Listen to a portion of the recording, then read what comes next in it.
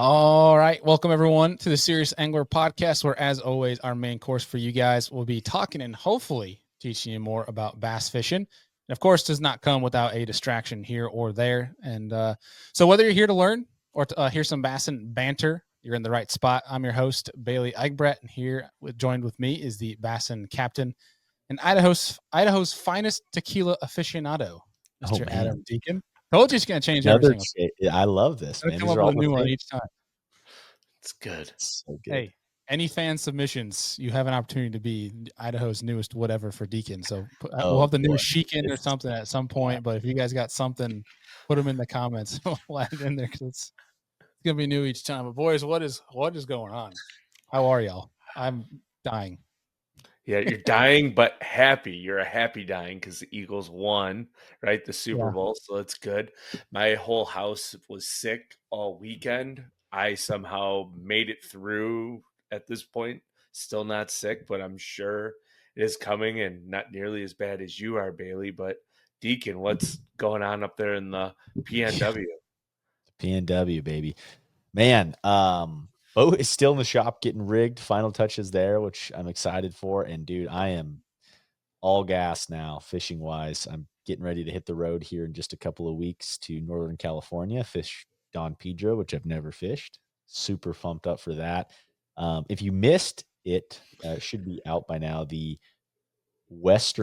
Seriously Western show we did on the Shasta winners, both Joe Uribe and then Alex Naapis, who caught that 914 spot, by the way. Huge spot. And he's a guide in Northern California. That's his biggest. I mean, just cool to see that happen in a derby. But two guys that just won on Shasta. You want to hear some pros break down an incredible fishery and hear what's going on out west. Something to think about. One of those dream fisheries for a lot of people, those big spotted bass places. So that got me really pumped up and get me excited for headed to Northern California. But that's about it, man. We're getting ready to hit the road. Sounded like some fireworks down there at Shasta. That place looks so freaking cool. Watching that video Cody Meyer posted on his social of like how the lake was just they were getting dumped on, but it sounded like they were chewing. He was raising like 6 feet a day. Someone was saying that's absurd. A day. I've never fished a body of water like that where it's moved 6 feet a day. Like I've seen in Oklahoma it go up like a foot or two, and it was like all hell broke loose. Like, you know what I mean? Like roads were like, having issues. Trucks were getting stuck in the parking lot. Like it was just a mess. I mean, that's flat land, right? Like Shasta's kind of down in some mountains and hills. Yeah. So it's got a lot of room to grow. That's cool, man. Yeah, it was, I got to touch on it quick, but it was the best, but also hardest Super Bowl to watch last night. I got what is this thing called? Norovirus.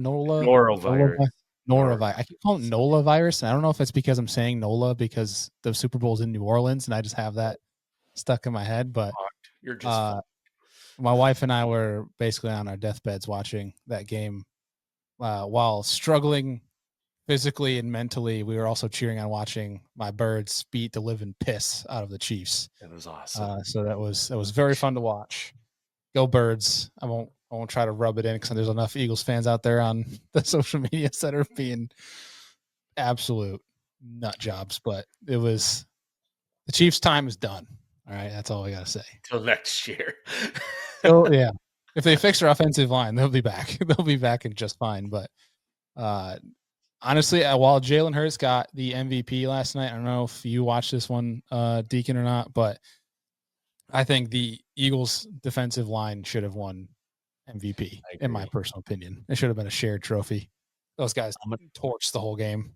Well, I mean, and you're taking credit away from the defensive backs too, right? Like some of those sacks that the Eagles got were like long duration plays where they just smothered the wide receivers. On our linebacker, like they better sign the piss out of him this year because he's a 1-year contract. He was on the practice squad for the Saints, which is crazy full circle.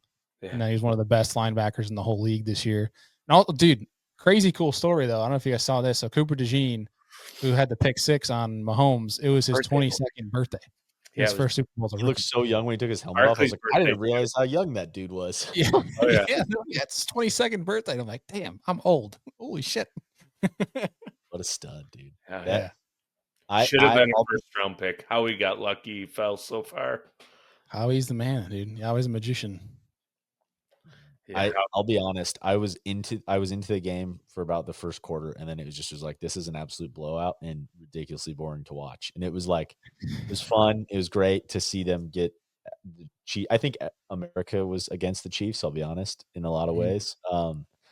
But horrible game to watch. Like, absolutely not what I was looking for in a Super Bowl, which I'll just be 100% real with. Like, it wasn't a very enticing game because of how much of a blowout it was. Yeah, it was either they did a great job stopping Barkley, but it seemed like they put all their attention into stopping Barkley but forgot that they had AJ Brown and Devontae Smith to worry about too. But it was either Mahomes getting tossed like a rag doll for 3 plays straight, and then Hurts driving like a 70-yard bomb, and Mahomes getting wrecked again. Like, it was interesting. I could see why it was a hard game to watch if you weren't Eagles fan. Eagles fans, everybody, that's probably their favorite game of the year, obviously, being the Super Bowl. One, probably the easiest, most stress-free games.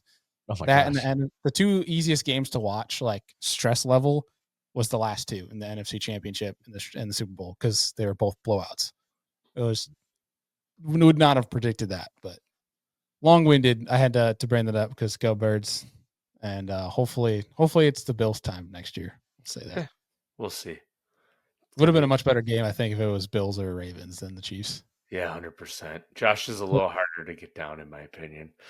He would have been running for his life, but yeah.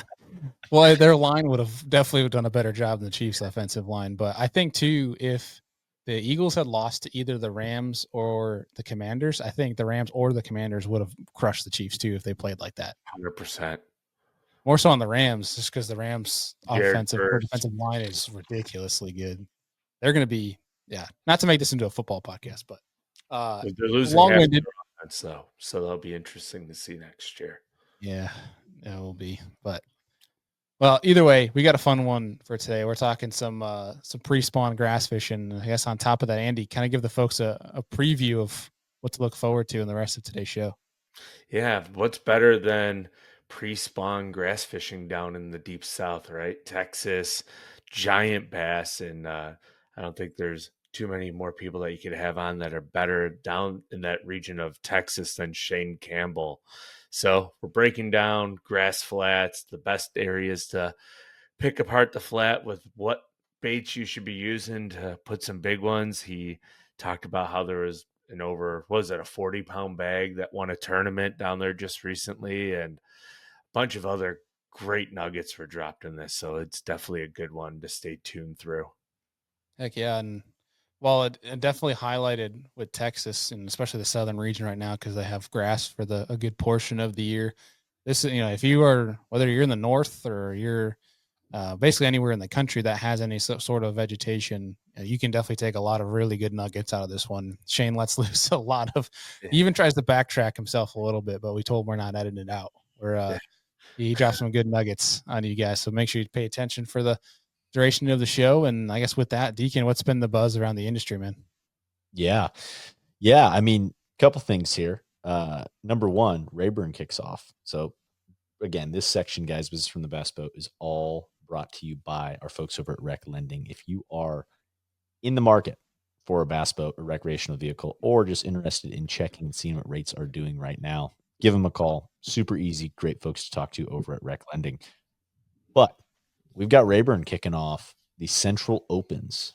I'm curious to see who is in that roster on the Central Opens. That's all going to start when this goes out the following day, Thursday, February 13th. We're hearing from our guy that we just had on today, really, really, really big fish from Shaine getting caught on Rayburn right now. Something like a 41-pound bag that just got weighed. So it's about to go down. It's about to go down on the famous Rayburn Central Open, start things off. So excited for that. 2025 NPFL Championship got released October 3rd through the 5th of this year. Late fall tournament there. Again, Hartwell, you think of forward-facing sonar, NPFL, no forward facing sonar. That'll be fun to watch, thinking through that. But what's your guys' take on that being a no forward facing deal? What's going to play at Hartwell in October? Ooh, a lot of top water, main lake Definitely. points type of deal, with a mix of probably guys throwing like your mag drafts and flipping a jig on docks, some of your backwater creek type stuff. Yeah. You'll probably see whoever wins have a hybrid of that, because I don't think you can win on just spots there. But Agreed. that's what I would think anyway. Yeah. But last I heard, though, Hartwell wasn't doing too hot, like the fishery itself. Yeah, I think this was around maybe this time last year or summertime last year. Somebody was saying that Hartwell's not doing too great, but I could be wrong in that regard. But obviously, fisheries can fix themselves fast, but it'll be interesting either way. Yeah, they go down for a couple years and then they get good again. It's cyclical, right? Like it's gonna happen. Yeah. Well, I think with that too, I think I don't think we talked about this on last week's show. Apologies again, as my brain is foggy coming up, being sick with this deal. I don't know if we talked about the Classic being on Knoxville last week, but championship being on Hartwell for this one, and then the Classic being on Knoxville for bass. I don't know about you. Look, I love the hell out of Knoxville. I love that city. I am getting really bored about these locations for championships. Like, come up with something new. You have a smaller field. Like, I get money's money and business is business, but like, we had an overwhelming amount of people, like fan wise, that are kind of sick of the same locations in our comments when we posted that update on social. It looked like we're not coming after any of the tours, because, like we said, business is business. Like, you got to do what you got to do. But for the same locations is kind of getting old. I'm excited for this year, Ray Roberts, but it is. Give us another New Orleans one, right? Like down on the Mississippi Delta, like Pontchartrain, like that could be fun. And guys running through the Gulf, like the Gulf of America, right? Like, yeah. It's time for something a little bit different. Not crazy, just I'm all for Gussie winning another one, because everybody loves Gussie. Everyone's gonna be doing it this time. That was like one of the only comments we saw. Yeah, it was like, oh, Gussie's gonna win another one. But it's like, I don't want to go watch another event where guys barely catch a limit, and it's like maybe 3 guys in total have a shot to win it. Yeah, because they're the only ones that figured out the smallmouth deal. But I don't. Well, I know the first time they went, it was fishing good, and the last time they went, it was like in the downward cycle. So I wonder if it's starting to come back up again. But I really don't know. I haven't heard much. Maybe. I mean, the Classic has to be in a city that's big enough, right? Like that's the whole hosting venue, yeah, right. Yeah. And they are gonna have the funds, and like you're saying. But the thing is, think about the amount of big cities in the U.S. where there's multiple fisheries around. It doesn't mean like the Classic is consistently where guys are driving an hour and a half to the weigh-in, potentially in their trucks from where the reservoir. Ray Roberts is like an hour 45. Exactly. So like my point is, like, I think you can still go to these host venues. You just got to be a little more creative on the bodies of water. I'm going to say wild card. This will never happen, but they should go to the Delta and have it out of Sacramento. Big enough city, like plenty of all of that. And that would be unreal. Like, absolute wild card Bassmaster Classic at the Sacramento Delta. That's Delta. The thing. You only got 60 boats or such. Like, you don't need to. And I understand they probably want decent facilities, because they're, the takeoff, scene they want to have be a special thing. Always is every year, of people being able to be at takeoff and watch it all happen. I understand the logistics of that. But It's just, I don't know.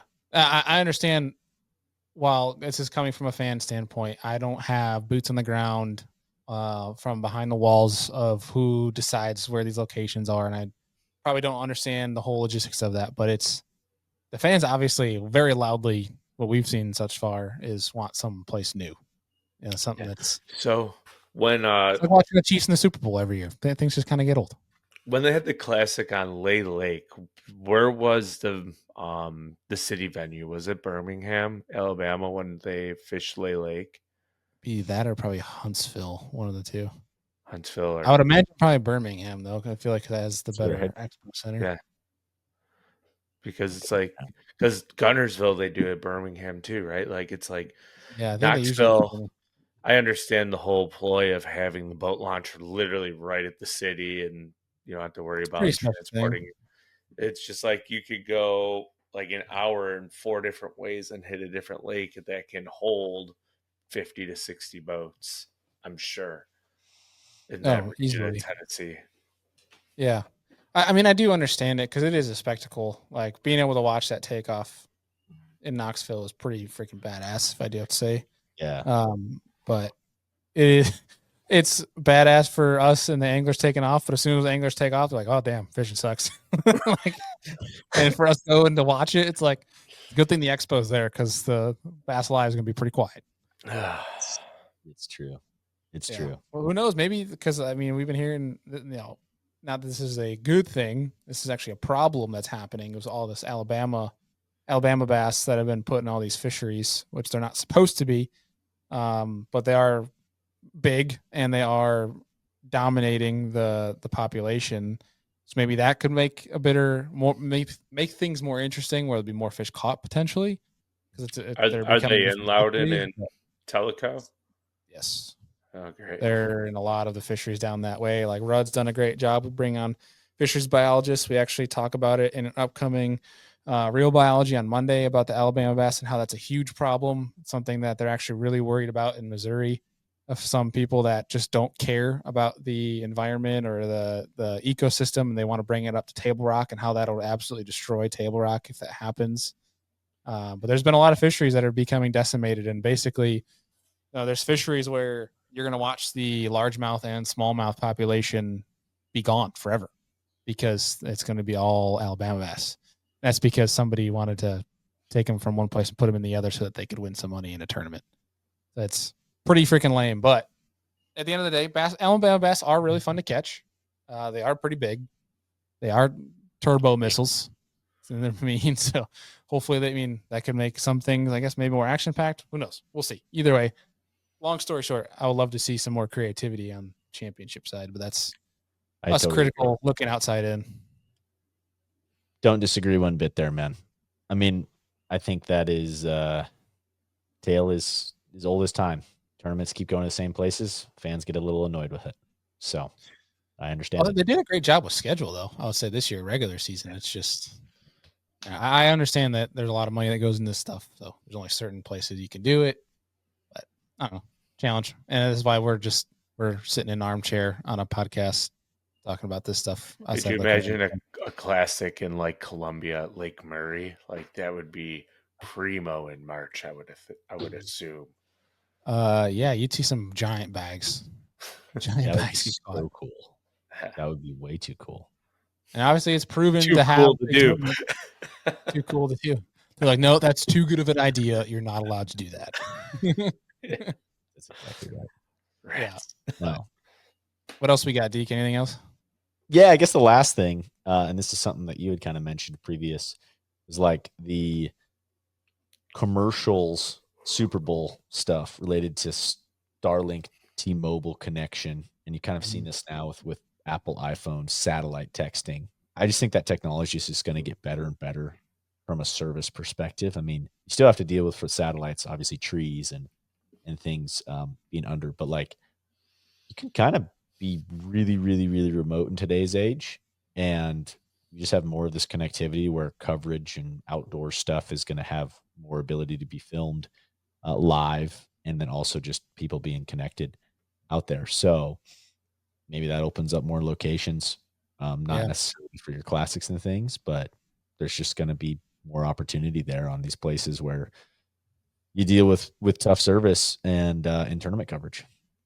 Yeah, I think seeing this deal, like you mentioned it too, with Apple having the satellite beta option a while ago, and with this new thing with T-Mobile and Starlink, which I saw in the Super Bowl commercials, it's while it's great, like especially for folks like yourself, Deegan, when you go like elk hunting out in the absolute middle of nowhere, to be able to reach people, or there's a lot of lakes as well throughout the country that have zero service, and this allows you to at least be somewhat connected.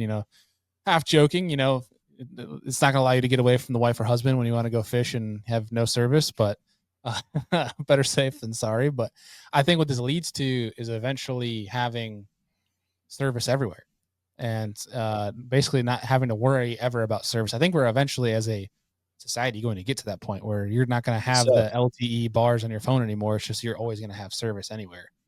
I could see that happening, and what that does, I think, for fishing could expand the locations we can go and have live tournaments at or things of that nature, where that's usually something that these places like Bass and MLF have to look at as roadblocks. Like, oh, there's not good service down here, things like that. Or, hey, we don't know what so-and-so has because they can't put in a bass track because there's no service. Well, now they'll have no excuse if they have service. But, I think it's just things like that we could look at for the future that could be interesting. I could be way off here, but in these Western states, we got a long way to go. There's a lot of places without any dang service, man. Like, it's just brutal. So this is big for you guys out there, though. I think so. I think it's huge. And I think topography makes a big deal too, right? I mean, when you get big mountain draws that are deep, like that's where you seem to not have service, or tree covered areas. And then just big desolate landscapes, right? Utah, Idaho, like any of these places where there's just big, vast sections of even desert ground. It's flat, but like not great service out there. Yeah, it'll be interesting to see what this trend does moving forward, but cool deal. Saw it from T-Mobile, Starlink. Sounds like it's available to AT&T and Verizon people too. But something kind of cool that came with. But I think without further ado, before we get into the show with Shaine, a couple things from Omnia for folks to take advantage of right now is 20% off of Evo Z-Man chatterbaits. So not only are you saving money on buying those over a jackhammer, but you're also saving money off those through sale. So take advantage of those, as well as Outcast Tackle just dropped the new Jackpot swim jig. It's one of the new arrivals, as well as some new things. Omnia is not just fishing baits, rods, reels. They also have some boating products and things from Precision Sonar. Just became available on the website too for folks that are getting the boat ready for the year. And then last but not least, we mentioned it a little bit. You might have been hearing the ad before the shows, but if you guys are looking to get or become a Omnia Pro member and not pay full price, we have a 20% off code for you guys. That's Sirius Pro 20. So you want to go do that and test out Omnia Pro. It is well worth your time. Make sure you use that code. But dudes, anything else before we get on with Shaine? No. Let's rip it, man. Shaine's awesome. Without further ado, Mr. Shaine Campbell. All right, folks, and we are here with no stranger to the Serious Angler program. That is Mr. Shaine Campbell, hailing down from the old great state of Texas. Shaine, what's going on, man? Man, just living the dream. Hanging out, enjoying the nice weather while it lasts. I was going to say, you guys are like in the 70s, aren't you? Yeah, we got a cold front that kind of pushed in today, a little minor one that's going to rain again the next couple of days and get cold again. So typical February weather. Jealous. All over the place for us. Texas, man. Yeah. Very jealous. But it sounds like big fish are getting caught down there, though. Yeah. I was just telling you guys before we started this that 41.9 just won Texas Team Trail, probably one of the bigger team trails we have here in the state. And all the big sticks show up, and so do the big bass. But monster bag. Riley Harris and his partner, excuse me for not knowing his name off the top of my head, but second place was 25. February is kind of that weird time of year. There's a lot of fish in transition, so you just never really know. But Rayburn is Rayburn, man. It's got them. What was big fish for them? They had a 10-11. Jeez. And is that – I've always noticed that with Rayburn in these early February tournaments, someone just has that freak bag, right? But then it's always something significantly less. Is that just a group of big females together that they nail, or is it generally one big fish like that where it's like a 10 or a teener or something like that that helps that?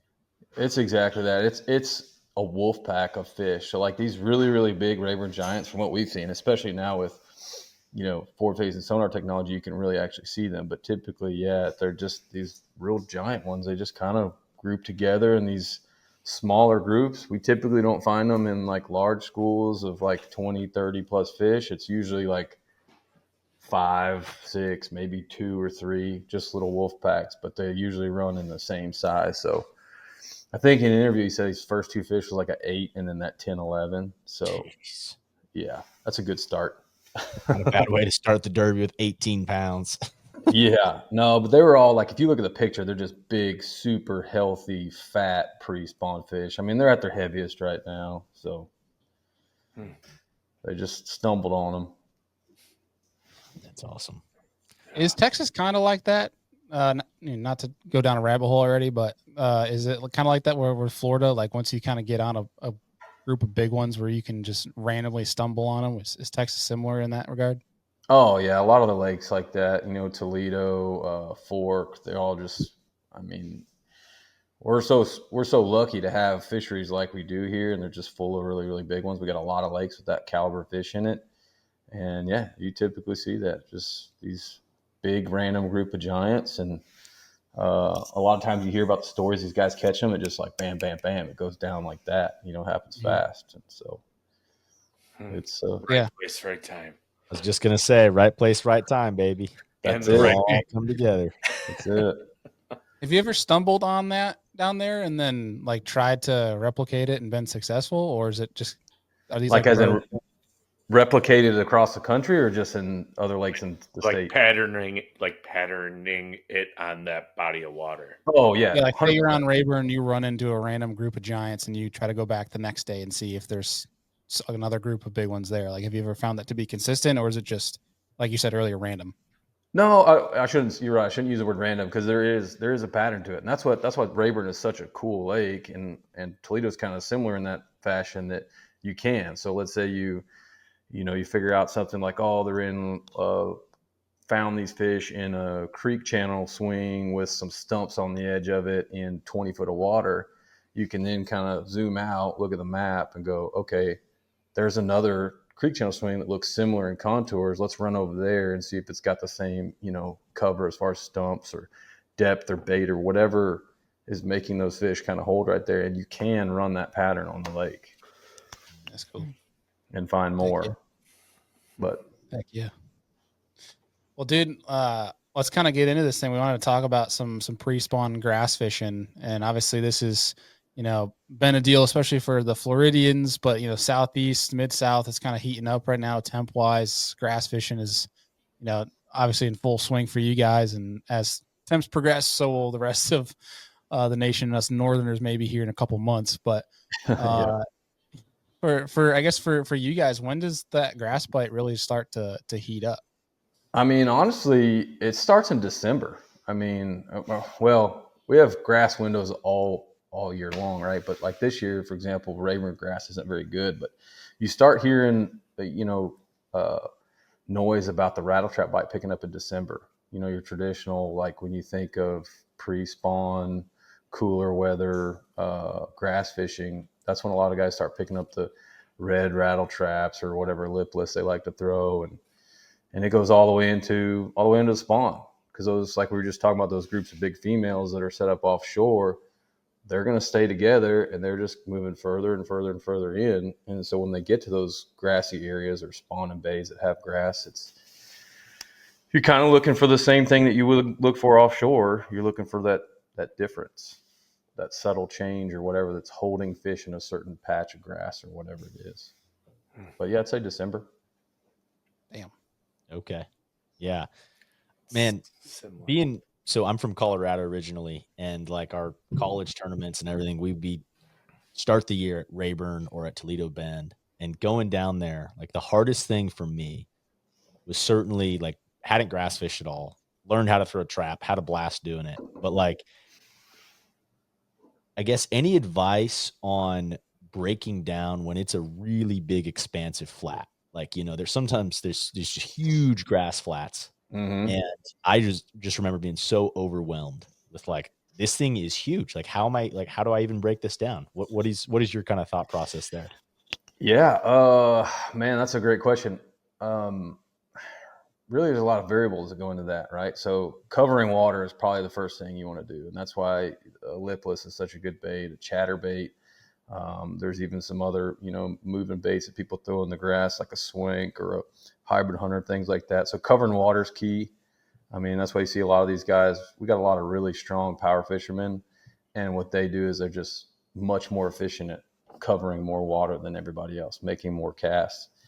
And then, while you're doing that, you're trying to find the subtleties. And so like a flat, some of the most subtle changes of a flat, like a one depth contour change, could make the world of difference and will congregate those fish in there. Or a change in the height in the grass or thickness, or like those clumps where you see like, okay, it's real, it's only growing maybe 6 inches to a foot off bottom, and then bam, there's a big clump. So I was actually on Harris Chain in an open there, and it was like that. I found it was a big flat, and there was just random patches, and there was like some patches had eelgrass in them, and some patches were just straight hydrilla, and some patches even had pads growing in them. So it changed day to day where those fish positioned.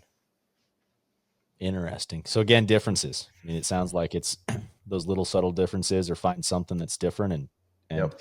nice thing, just lock a trap in the hand and cover some water, baby. Heck yeah, man. That style of fishing is like the hardest thing, really, me personally, to wrap my brain around, because I think maybe it's at fault of being in the north, where we live in these just random bowls of our lakes. There's no like arms, nothing, where I've become such a target oriented angler, where like I need to hone in on whether it's a transition or a rock pile or something specific to throw at. Where you get me on a grass flat and say, just go meander till you find him, I'm going to struggle. Like I can do it, but I'm just mentally going to be like, this sucks. Like I don't know what to throw at right now. Yeah. No, I've used side scan a lot, on those grass flats, side scan around, and I would mark the bigger clumps. And then, certain grass gives certain returns on side scan. You could tell like the way it was returning, okay, that's hydrilla, or that's milfoil, or that's eelgrass. So then if you really get dialed into a specific grass that you feel the fish are relating to, then I could go around and look at my waypoints and say, okay, no, I got a clump over there, clump over there, clump over there, and really break it down. That's it's always nugget for people tuning in there. It's that grass return. That's right there. Yep. Yeah, and that's just going to come with experience, looking at it. I'm not going to sit here and lie and say the first time I looked at, side scan, I was like, well, I know exactly what kind of grass it is. It was like, well, I noticed that clump looks brighter than this one. Then I'd go and fish. I'm like, oh, well, that's eelgrass. That's why it's giving such a real hard, crisp return. So juicy. Yeah, that's actually going to be nice. So we have a future episode upcoming. So new on for you, Shaine. I'm not sure if you saw it, but new for Serious Angler in 25. We have a segment every 2 weeks called The Real Biology. And so with our fisheries biologist friend Stephen Barton, who's down in your neck of the woods in Texas, we're doing a show we're getting someone that specializes in like the spraying of grass and is like a specialist in grass species. Nice. They're going to do a whole tiered list on all that. So I'm going to ask about that whole like return deal from different grass species. That's a cool aspect to bring into it. Oh, that'd be cool. Yeah. So like take Rayburn out when you pull up on like a new lake, or somebody wants to fish a new lake, right? Like, and there's grass flats everywhere, and you explain like subtle drops and different returns with grass. But like, if there is one high percentage area that can translate maybe from fishery to fishery when you're trying to break down a grass flat, what would you say? What would you tell someone to look for the very first time they're idling that flat? Oh man, that's a tough one. I'd first want to like, while you're looking at the flat, do you want to see is there clumps, or is there like a hard line? What types of grass? I mean, that's the first thing too, right? Like not every place has all kinds of types like Florida does. Like Rayburn is predominantly hydrilla. We do have some milfoil, but yeah, I would look for hydrilla first and foremost. I think that is, in my opinion, and it's just my opinion, I think hydrilla is probably bass's favorite grass to be in. Hydrilla is king, is what you're saying. Yes.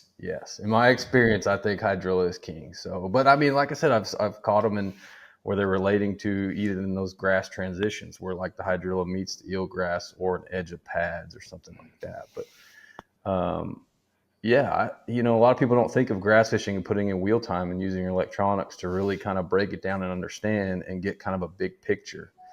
And a lot of these graphs got really great technology now where you can, record,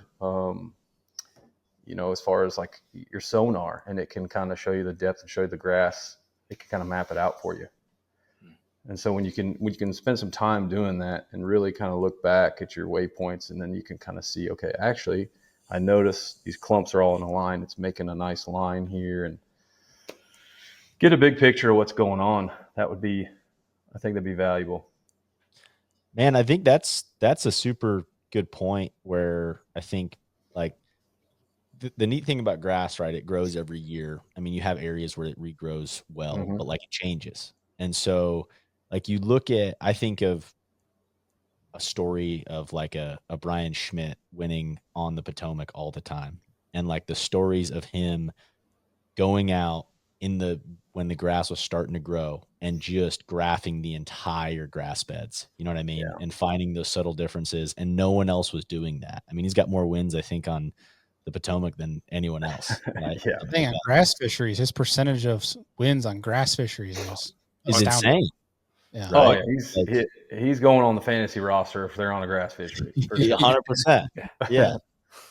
But like that's a really good point. Like, and just as I feel like whenever I'm in a grass place, I end up just covering water on the trolling motor and don't think of the time put in behind the graph because I'm just there for a couple of days or whatever. But like, man, putting some time in the graph makes a big difference, like you're saying. Yeah, no, it really does. Now, this might be pretty nitpicky, but obviously grass flats can, in areas that are known to have grass consistently can change year over year from whether it wind or temperatures obviously dying off, growing back. Are you typically trying to wipe those waypoints when you go grass flat and just redo it all over again, or have you found that they can be kind of consistent when growing back with high percentage? I definitely would wipe it. I mean, so let's take Rayburn for example, because that's where I spent the most time on. It changes every year, and that's, in my opinion, what makes Rayburn such a great fishery, and why you see a lot of really good anglers come out of there, because it's just so different every year. You can't rely on the same information, especially with grass. So like we have a lot of really popular areas like Veach and Caney. Those are probably two of the most famous creeks for grass fishing. They're big, they're wide, they got flats in them, they got creek channels, they got everything you need. And that's where always, if you're going to Rayburn and you're going to look for grass, that's pretty much where 99% of people are going to start. But where it differs every year is it might not be growing as good as it was last year. So let's take, for example, you had a drain that had really good thick hydrilla with a nice hard line, and it kind of tapered off into the bottom of the drain, and those fish were stacked there. You go in that same drain next year and there's not a stitch of grass in it.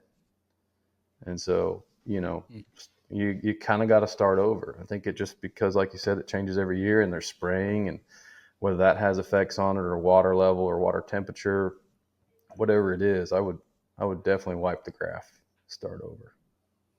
It's probably really smart. I don't know why wiping waypoints off my graph gives me such anxiety. Dude, same. Well, it's because you're a structure guy. Like you're like rock pile, this one tree, like, they tend to go back to those. It's funny, like when I'm grass fishing, I'll throw waypoints down where I catch them. And the next time I go back, and if I go to that spot and I don't catch one, I just delete it. I'm like, yep, they won't be there the rest of the year. They're never coming back. They're never coming back. What is wild though, at least, and I'd love to know your take on this, Shaine, is like, it's always blown me away when I have just went to find them with a trap or a chatterbait or something, and you start to catch, like, you catch one, catch another one, like you start dropping some dots, like they're generally somewhere nearby the next day. You know what I mean? Like they're not far, like they're right there again. You're like, holy cow. It always has kind of blown me away from that, because I look at it like a flat and I'm like, they could just go anywhere, but like they end up kind of being back in that same zone. Yeah, no, I think there's a reason they use it. There's a reason they're there, whether it's forage, whether it's something they're eating, or I think a lot of things that are often not even talked about in grass fishing is the bottom. We forget about the bottom composition, right? You can still have hard bottom on these grass areas. We all know, we've all heard the term hard bottom. Found these fish on a hard spot offshore, whatever it is, but there can be that harder bottom, and this patch of grass has a harder bottom than this patch of grass, and that's why they're relating to that one, or the subtle depth change. So you're 100% right that like you get going, you start catching them, you're like, well, I caught a bunch right here. There's a reason for that, why they're using that particular spot. That's why when we talk about here up north, especially with our grass dying off more dramatically than say you guys down south is there's important windows to go out, especially if you want to look for that, right? Look for those stuff of important windows to go out and graft, because you can see all that stuff before the grass moves in. Yeah. Do you guys have windows like that? I'm sure it's much shortened than ours up here, but like where the grass dies off, where you can get out and find those hard spots without having to try to peel through the grass, if that makes any sense. Yeah, we do. I mean, like right now, there's, like I was saying, we'd hardly have any grass on Rayburn. That's just so year to year. But I wouldn't say that there's a time when it's just completely dying and that's your window to go out and find that, because grass kind of grows year round in our climate when it's good. But it's usually like water level that affects grass growth for us. Okay. Yeah, it's usually like right at ice out when there's no grass whatsoever is like usually the time to go and find everything. That way, and you come back in the summer and there's grass on it, you're like, yes. Yeah. Mission success. Yeah. You know it's gonna be good. But yeah, those are the waypoints I don't delete. It's the ones that I like randomly in the summertime. Yeah. Those are the waypoints I have backup A, B, C on Google Drive and shared drives so that I never lose them type of deals. So with grass fishing, is there ever a bad condition to fish grass? Like whether it's slick, calm, sunny, or windy and overcast, like is there ever a bad condition to fish grass? You know, that's a tough question. I would say my gut says no, right? I think you just need to adapt, right? You know, super high winds can mess up some grass, like especially if you're fishing shallow grass. It can definitely move them and reposition them or blow them out of there if the water gets dirtied up. But if you're talking about actual grass, right, like versus a slick day versus a windy day, I think it just would change your presentation, maybe just reposition them a little bit differently. But they love it. They're going to be in it. I mean, if they got the right amount of water and cover grass, you know, they want to be there. So in that instance, like you were talking earlier about just pick up a trap, go meander around that grass flat type of deal, and you know there's fish there, but they're not touching the trap. Like, are you going to start slowing down and dragging? Or are you going to start pitching around? Like what would be your adjustment? Yeah, so chatterbait and a lipless are probably two. And I love a lipless bite. I mean, it's super fun, but I also don't like the landing percentage of them. Dude. You know, we've all been there where they slap the bait and they're hooked on the outside of the mouth and they come up. And traps are typically heavy and they're notorious for losing fish. So chatterbait's really probably my go-to more than anything. And what I might do for my chatterbait adjustment, let's say I'm getting like some short strikes. I like to start off with like a heavier chatterbait so I can fish it faster, you know, heavier than you would think to throw like a half ounce in some shallower water where most people think, well, I'm throwing it in 3-4 foot of water. I'll go to a 3/8 or something lighter. Serious question. They make lighter chatterbaits than a half ounce. I was going to say the same thing, dude. I run a half. I'm not a 3/8 guy. I want that thing digging. Yeah. I mean, I do too. That's my go-to. And I'll be honest, here's another little nugget. I've even thrown like 3/4 and 1 ounce in like really shallow, like really dredging with that thing. Speed her up, baby. Huge disturbance, ripping it. Yeah, going fast. But I have also got my butt whipped by a co-angler throwing a 3/8 when I'm up there, you know, I'm making more casts, I'm covering more water, and he is catching them. I'm like, nope, not doing that again. So he's got 15 pounds of chatter bladed jig boxes in the front underneath that console and up in that front deck. Right. He gets on pad real quick. I guess I'm curious now with that because I like throwing those 1 ouncers as well.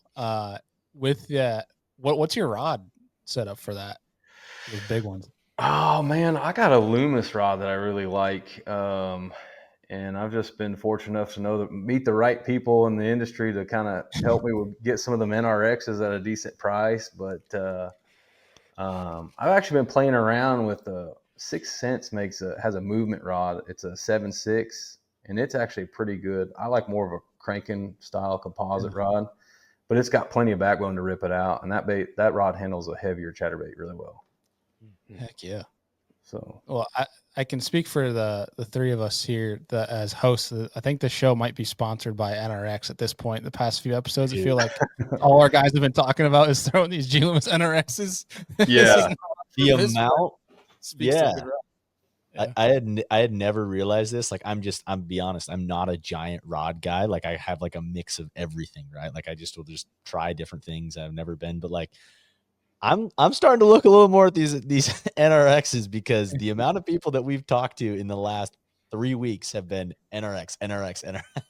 Oh, dude, they made a bladed jig rod. I think they came out with it like, I don't know, 2 or 3 years ago. It's an NRX Plus, and that thing is so light. I think it's a 7.3. It's not a composite. It's a graphite rod, but it's super, super sensitive. I mean, you feel everything. But just being light, something that's light you can throw around all day, doesn't wear you out. But you need to put some money in the piggy bank to get some That's of what I was those. gonna say. Yeah. They're what? I was NRX excited to Plus look is until I looked at the price $750, I tags. think. They're $750, right? Or are they more than that? Yeah, I don't know. I don't know if my wife will listen to this, and I won't be allowed to buy these anymore.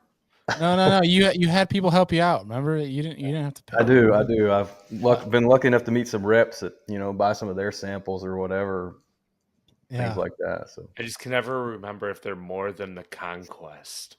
They are $650. yeah, I think the Conquest is the next step up. I mean, they're pretty $699. linear in price, but I think they're a hair more. Let's see, man. Yeah, have you? Go ahead, and get you one. I've gotten to fish some NRX. I break a lot of rods. Sweet, yeah. Yeah. But hey, if you use our code Series 10, it's only $585. That's if it works though, because it's Shimano product. I'd be curious. Yeah, it worked. I just put it in our cart. I have Omnia pulled up right now. Nice. Is that on Tackle Warehouse or what? No, Omnia Fishing. Omnia. Sorry. I put our discount code in, and it went from $650 to $585. Oh, dang! That's that. We're saving you folks money. Yeah, you might want to go do that for. And if you have Premium Pro, you can get another 10% back, so you're getting even more money.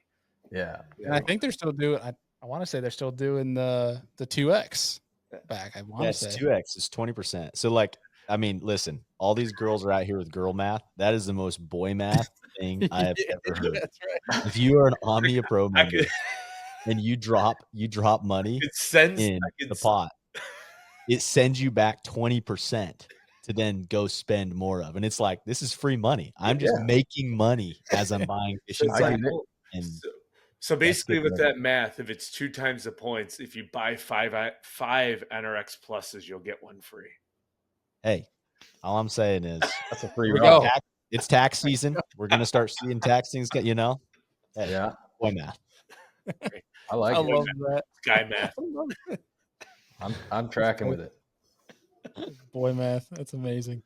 Oh, it's so good. Well, I don't know where we left off on there, but sorry, you were asking me about like how to like, do I always throw moving baits or do you ever slow down? So the second part to that is so when you go back to the chatterbait, it's such a versatile bait and there's so many different sizes, and you can change your trailer will affect how high it swims in the water column or the action, and you can really settle it down. Now they're making them with the little mini blades, and so that's really a go-to bait for me, and I think a lot of people in the grass, just because it's such a versatile bait. But slowing down and actually throwing plastics, I also like to swim a worm. In that Harris chain tournament I was talking about, I actually caught a lot of my fish on day one on the Judge, which is a really unique profile swimming worm. But whether you throw a speed worm or cutter worm or whatever kind of swimming worm you like, and that one can also be varied as far as retrieve based on the weight size and line size. And then as far as like actually slowing down and like throwing a wacky rig Cinco in there or something like that, I gotta feel very certain that there is a group of fish sitting right where I'm casting. You're not going to catch me just fan cast around. I know a lot of people do that, and they're especially during the spawn, if they're spawning around, sometimes just fan casting a Cinco around and get a bite. So I'll take a hard pass on that one. Yeah. I'm not good at the slow game. Oh man. Cast and just sit there for 10 seconds and just But waiting. Yeah, but I have seen them where they're like stacked in a drain, like it's the end of a drain, right? It's like leading into this flat, and like they were set up on a very specific contour, and I had been catching them, and they kind of quit biting, and then you might pick up something like that, a Texas rig or a wacky rig, and throw in there and catch one or two more. That makes sense to me. I don't want to go fan casting a grass flat though. I'll pass on that one with a wacky Senko. Yeah. Oh, I'll fall asleep before I catch one. So if you were to go to like any grass fishery around the country, right? Besides the chatter or bladed jig, what are 3 baits that you would have on the deck at any given time? Okay, so we're taking out the lipless and the chatterbait, right? Yeah. So we need And 3 new ones. wacky Senko. Yeah, no wacky Senko. Okay. So we're taking all the big ones for you. yeah. Definitely a swimming worm. Do you have a favorite swimming worm? Oh gosh, I really like the Judge right now because there's not one that's got that profile out there. I don't know if you've seen that bait. It's a really, really unique. It's almost a little intimidating. The first time I saw it, I'm not gonna lie, my initial reaction was like, this is kind of weird looking. Is that the 6th Sense one? Yeah, it's a 6th Sense one. 5.9. Sometimes weird is good. I mean, it's a different profile. Yeah, it's got a much bigger, meatier profile than your traditional slender swimming worm, like a speed worm or a cutter worm, which are still really great options. And those, those worked great, right? I mean, how much money's been won on a dang speed worm, ultra vibe speed worm swimming in the grass? So that one, yeah. That's the guy right there. I mean, you can see the ribs on it. The tail really, really kicks. It's kind of like a cross between a fluke and a swimming worm. And that little fin on the top is where you basically put your hook point to keep it weedless. Yeah, it helped keep it weedless. But Casey may kill me for even saying this, but I actually turned that bait sideways when I threw it. The first time? You mean you do it all the time? I do it from now on. I mean, I turned it sideways because I felt like I could. I just like the way it fished better sideways, versus the tail swimming vertically. I wanted it horizontal, showing more of that profile. So that's just my preference, but it's a versatile bait. You can rig it however you want. It's like it probably comes from grass. Want it up or down, right? Like everyone has their preference. Yeah. Next one would be a jerk bait. Another moving bait. A jerk bait's oftentimes completely forgotten about grass fishing. You can fish it right over the top of it. You can even, slam it into it and rip it out. Third one. Golly. That's tough. Took the 2 best ones away from me. I know. You literally took like the 2 that I throw 99% of the time. We already talked about them, so I was like, why not add a twist? Oh, I like it. All right. We'll go super old school here. Spinnerbait. Yeah. Yes. Are you talking like half ounce and less, or like 1 ounce big boy? Probably half ounce or less. I mean, a spinnerbait's just a good bait to fish around. I don't think I've thrown one in a long time though. It's been a minute. It gets some big bites, man. That's for dang sure. Yeah, it's still that tried and true. It still catches the freaking crap out. I feel like it's a lot of people try to say it was like that forgotten bait, but I feel like it's just now just so situational. Like we saw it appear at Grand Lake from the Classic a little bit. Like Andy, you just did a lure lab with Luke Palmer, who mentioned throwing it, but I feel like it's one everybody owns, but as like seems to be throwing less and less. I don't know. But yeah, like every time you pick it up, though, every time you go and throw it, you catch fish on it. So it's like, why are we not throwing this more? It is a big bat. It does trigger big bites. There's something about it that a spinnerbait's always been known to catch a bigger fish. Do you think it's because the trend is going a lot more natural? Like I feel like baits are trending to more natural profiles. Like take obviously example the minnow. I mean, I feel like we've transitioned more to like this real natural presentation is what everybody focuses on. Yeah. Yeah, that's a good way to think of it. I think the ultimate beginning demise of the spinnerbait was the bladed jig, because you could fish it better and rip it out of grass better than a spinnerbait, right? Like, so people started putting it down, and then you saw a little resurgence in it. I think it was year Fighter won AOY. Like, it seemed like almost every other tournament he was catching fish on a small spinnerbait, or when they went to Eufaula, he was throwing that giant one out in the brush piles. And then it's kind of faded away again. I guess I don't know if you were meaning this by that question, or like why is it so effective, or why did we go away from it? Why has it lost its popularity? Okay. Yeah. I mean, I think it just looks so unnatural to us compared to everything else. Yeah. But in reality, like, you think of its profile and its size, and it's like it mimics a big bait fish just coming through the water, or a couple of bait fish coming through the water. Like, to me, to a bass, it just makes them react and eat. And yeah, man, I don't know what it is, but like, it just looks like a big snack coming by them, and they eat it. That's for sure. Yeah, I think I'd argue that I don't think it's lost its popularity. I think it's just not being talked about, because I think, like, especially for you, Shaine, being so deep in the tournament stuff, when you look at all this tournament news, things like that, it's not being thrown on there much anymore.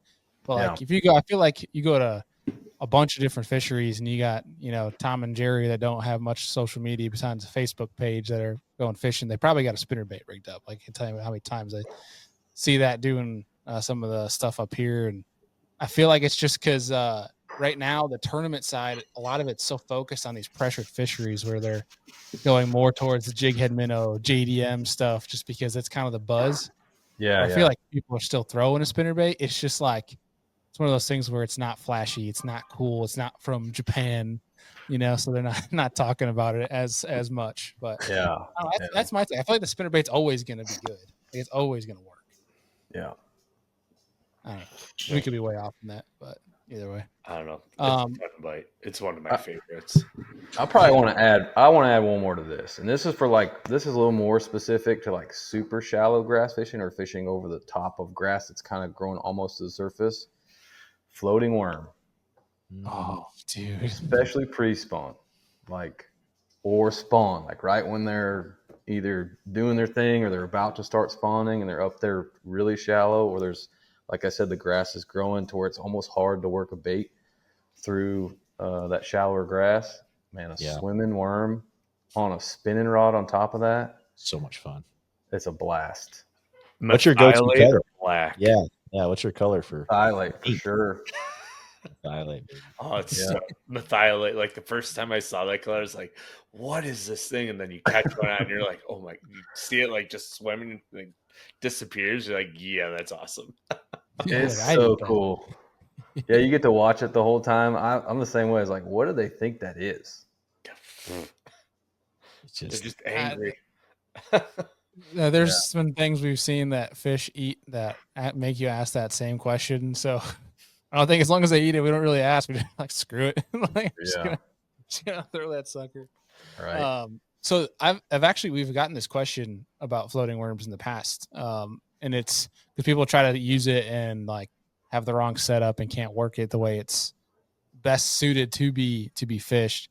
So kind of, if you would walk through like line setup, hook, that sort of thing, so they can best fish a floating worm. Yeah, so it's super light, so you got to throw it on a spinning rod. I mean, that's what I go to. So you want a little bit stiffer spinning rod, because I'm actually throwing it on a owner offset worm wide gap. So it's kind of a heavier gauge, because you need a little bit of weight. You need a hook with some meat on it to help for castability. And then I'm going braid, probably 20 or 30 pound braid to a 12 to 15 pound leader, Seaguar leader. So either Tatsu or Gold Label or something strong and stout. And it's just cast it out as far as you can, and kind of keep your rod tip low, and you're just kind of twitching it while you're reeling it. And that thing is just as erratic as you want it. It's all over the place. So you gotta stay upwind slightly when you're casting that. It helps.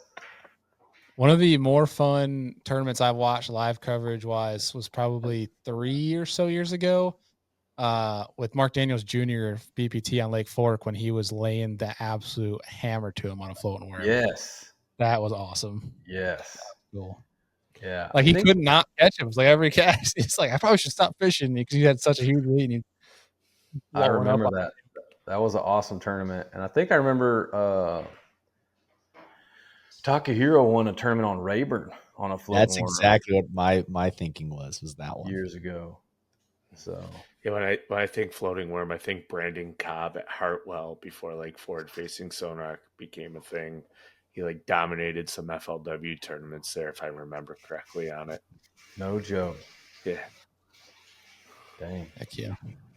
Well, before we get into our last questions free here, we're going to take a quick break from some grass fishing talk and get into one of our new favorite little segments here on Serious Angler. And that's called our Amped Outdoors Electric Take. And so Amped Outdoors is our new preferred lithium battery option for fishing for a bass boat or a kayak, basically any adventure, because they got just about everything you need to power your adventure. But our question for you, man, being from Texas, and the Classic is in Texas, is who is your clear, like if you look at the list of who's fishing it, who's your clear guy as a favorite to win it, and then who might be your sleeper that nobody's thinking about? Oh, the sleeper one's gonna be tough. The clear favorite's easy. Lee Livesey. Mm-hmm. He actually won a Brandon Belt team series there, the very first one. It was a high stakes team tournament trail we had. He won that 2 years ago on that lake, pretty much the same time of the year. So wow. He's gonna be very, very, very hard to beat. You're saying we should get our liquid IV ready for Monday morning if Lee wins for that party. That's gonna be okay. Yeah, man, there's gonna be a big party, and I hope I'm a part of it. To be honest with you, Lee's a great dude. And he's an absolute hammer. So he's definitely one of the most dangerous dudes in the state of Texas for sure. So he's the clear favorite. A sleeper is gonna be a scoper, somebody that's gonna use forward facing sonar and that just gets in the right area and just really. But I mean, all those guys are good. And I hate, how do you call any of the elite sleepers, right? Because the field is just getting so ridiculous coming in. The last two rookie classes are insane. Dakota Ebear. Can you call him a sleeper? Oh, you can't. That's not a sleeper. No. I could see Easton Fothergill, somebody who's an absolute mega talent, rising star, but nobody's going to associate him with Texas. That's fair. So yeah, and then his first open win was Toledo, wasn't it? Was it? Or Eufaula? Yeah, he won Eufaula, Oklahoma, and then he won on his home lake in Leech. Right. So you got that. Yeah. What about like a Matt Airy did Matt Airy make the Classic this year? I would assume he did. I would think I feel like he's always super consistent. Yeah, because he was bridesmaid last time they were at Ray Roberts. He was. Oh, was he? Yeah, back in June, he was throwing a frog. Should have won it, but he dropped that one. Oh yeah, but that was like totally different conditions.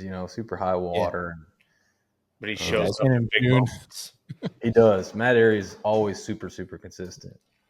So let's see. I'm gonna fact check this here. I'm pulling up AOI standings. I could totally see like a father. Yeah, Matt Airy, 27. There you go. Where he's always at in the mid 20s. Yeah. Just consistent. Just cash your checks, baby. Yeah. You got a bunch of different favorites you could go with. I mean, Jay Lee's back in the Classic, which I think is scary for everybody else fishing it. He's already won one in Texas. Yeah. Mm-hmm. Yep. Aldane.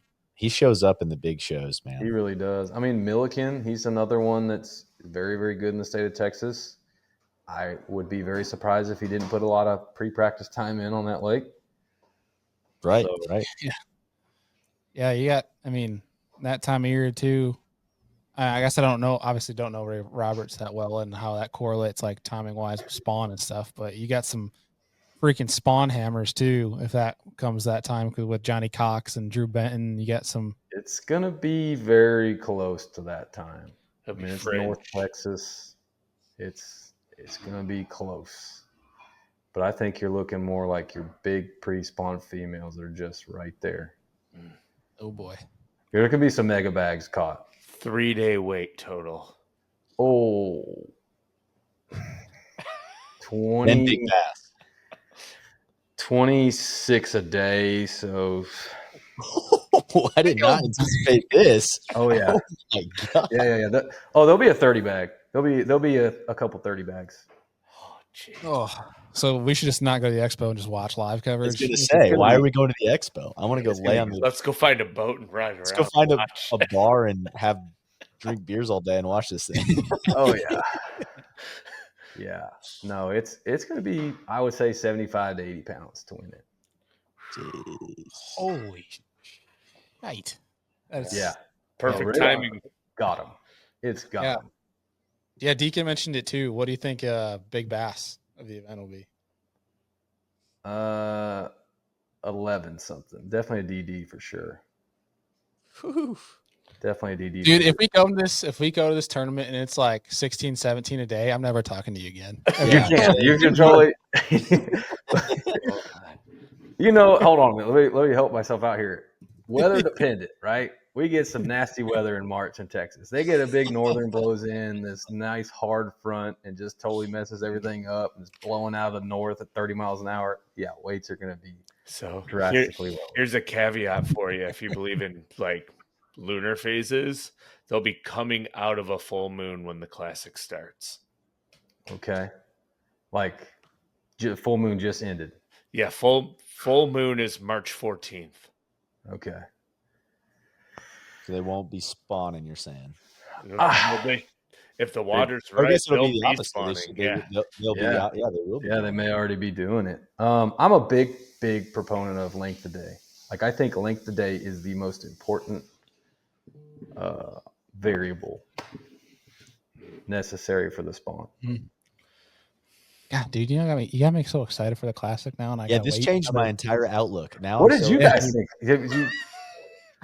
I'm going off the last time it was there, right? And so the last time it was there, it was a horrible and tough time of year, and there were some big fish caught, and you saw guys up, throwing rats, and then you saw Polinick on the dam, and that was all great. And maybe I'm just biased because I was at that classic, and it was like 95 degrees in every tent. It's miserable. It was just horrible. But I'm thinking that was more my thought process. But I should be thinking it's Texas this time of year. We know the lake's got big ones in it. Like, you're right. Yeah. No, it's got big ones. It's I don't think there's as many fish, like the numbers. Yeah. But they're really, really big. They got a lot of big ones. So 11-pound big bass. Damn. All right. We're gonna overshoot this. Yeah.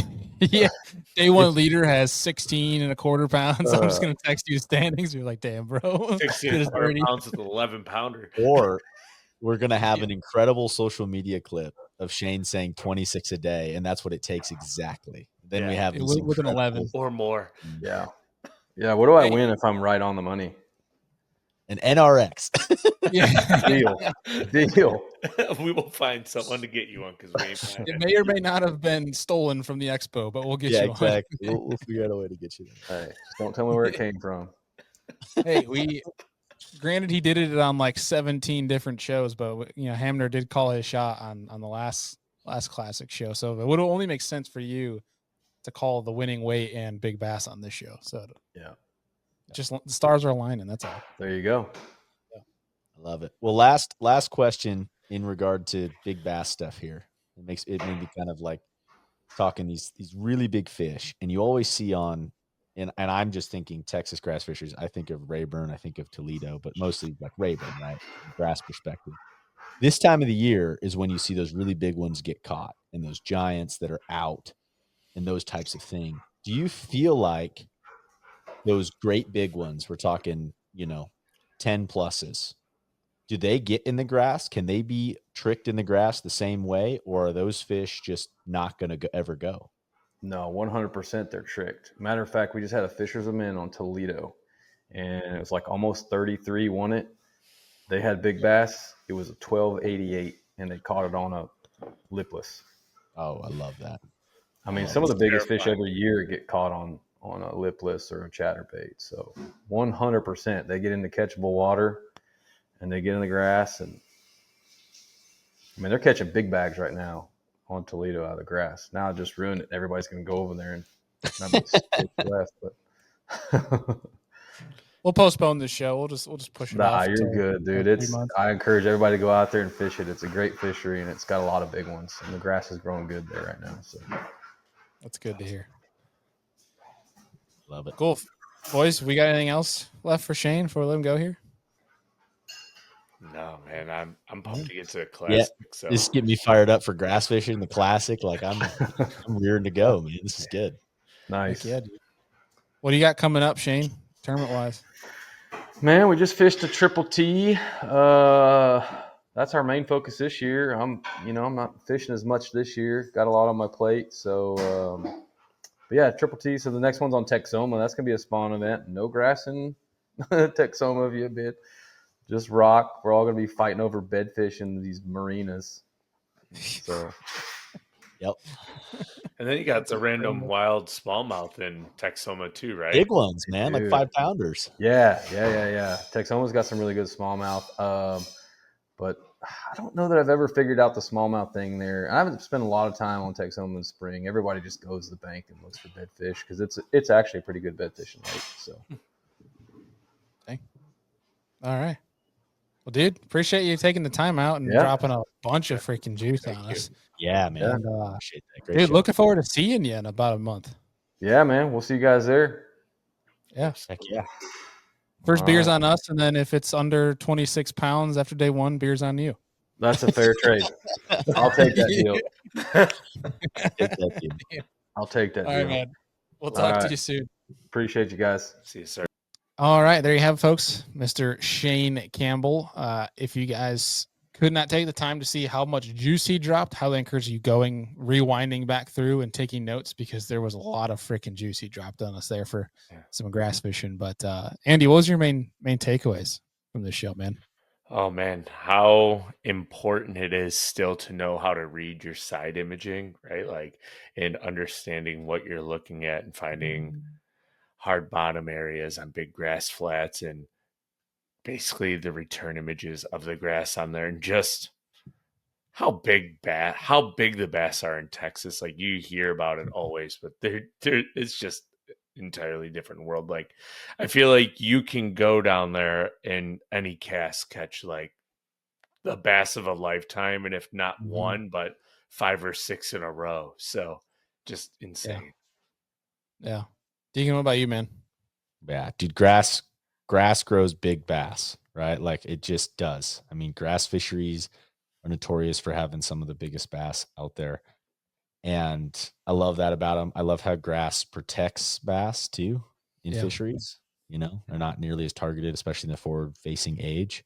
And that was a big takeaway, right? Like there's still giants that live in the grass, no matter what time of year, whatever it is. If there's grass that's involved, great big ones there. And then as a side tangent takeaway, Shaine got us dialed in and fired up for the classic, which is not necessarily a grass fishery, but talking about some really big fish in Ray Roberts this time of the year. And I'm excited to check that out here in about a month. Yeah. Hefty. That's what it sounds like. Cause we've talked to some folks that are like, oh, it might be 20 a day, things like that. We talked to an actual hammer down there. He's like, oh yeah, 26 a day. Like it's going to be big waves. We're like, oh, shit. 30s. Yeah. Yeah. Well, I remember when they were hyping it up the first time and then it got COVID delayed, right? Like they're like, it could break records. Like I remember the one Bassmaster article talking about that. Like it could be insane if they time it right. So we'll see. Do you guys think we're going to see some big swim bait type stuff in that event, or I'm sure if they're offshore and brush, like you're gonna see it all go down. I mean, I think that's totally reasonable to assume. I mean, you can't throw an A-rig, right? So like offshore brush pile or something like that. Like Zaldane for sure, Matty Wong for sure. Levis, I want to throw it against. Yeah. And don't count out your shallow bush flippers either, because that time of year they'll get in those bushes really Sunny good day. too. Yeah. Isn't that kind of funny? The whole swim bait thing, how like it feels like not even 5 years ago, we weren't seeing many guys throw that on the pro tour until they started really like oh, the hookup ratio. Now it seems like guys, a good percentage of them at least have them on deck or trying to throw them now in tournaments. It's an interesting. I think it's forward facing is what did it. I mean, you see Yeah. the reaction that these fish are drawing from that, and 100%. see a couple of videos of Milliken do it, and you're like, those are really big ones. Wait a second. Oh my. Those aren't just like, we're just doing this every once in a while getting bit by, like when I think of the traditional swim bait heads and being out west, like you had some guys out here, dude, that just never put it down. Like, you know what I mean? Like it's what they do. They don't care about bass fishing. They care about swim bait bass fishing. And so like, that's just what they did their entire life. And like now with forward facing, like all these guys are like, okay, this catches more fish than we were just anticipating. This wasn't just like a, once in a blue moon bite. Like they're either eating this stuff. And just make sure we're fishing. You're definitely seeing it pick up, I feel like, on the tournament side, and you see guys like Milliken, Tactical Bassin, Joffrey. You got guys like Matt Streichel at SP Fishing that are on the YouTube fronts of things that are using these big swim baits that are definitely, I think, helping the bigger population of anglers get into it. That's like, if we want to go down a whole show rabbit hole, it's like now it's becoming like you're seeing more of these ABS swim baits because more people are wanting swim baits, but they're also not wanting to pay $300 for them and wait for 2 opportunities in a year for a drop to get one every 5 years. Yeah. So it's cool to see that trend. Honestly, that's a great show, and potentially one that we have coming here in a couple weeks for you guys. But anything else for the folks before we tune this sucker out? We had dropped a great Seriously Western show earlier this week. If you guys haven't caught that with Deacon, who did a great job rocking solo on that while I was out, basically fighting for it. Yeah. Fighting for your life. Fighting for it. Yeah. And then I guess for folks coming up on Monday, we have a great real biology segment with Shane Bush, who's a great and very well-renowned fisheries biologist over in Missouri. Manages Table Rock and some other very sneaky fisheries that almost broke a world record brown trout and have 10-plus pound largemouth in Missouri. So, Deacon, I look at this. I told Shane this on the show. I said, you might have added Missouri to my list of places to retire for the pure fact of giant deer, and you just said 10-pound largemouth. So I might be all in on Missouri. Dude, that's a great state to retire. Dude, Missouri also, like, talk about cost of living. Great place cost of living wise, man. Cool environment for sure. I've spent some time in Missouri, and I've thoroughly enjoyed it. If you can dodge tornadoes, it seems like a pretty decent place to be. That's the kicker. Yeah, it's the kicker. Well, folks, appreciate you guys tuning in. You guys are awesome. Make sure you guys leave a rating review if you're listening on Apple or Spotify or wherever you're listening audio-wise.